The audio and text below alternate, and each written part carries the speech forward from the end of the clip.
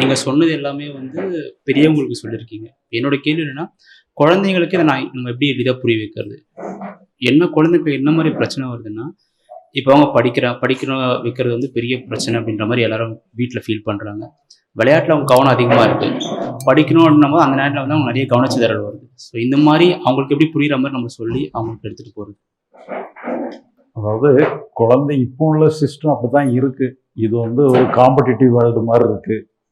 இது நாம வந்து சிலவங்க வந்து ஸ்கூலுக்கே போகாம பிள்ளைகளை அப்படியே இயற்கையா வளருங்கிற மாதிரிலாம் நிறைய ஸ்கூல் ஆஃப் தாட் எல்லாம் நிறைய வந்துட்டு இருக்கு.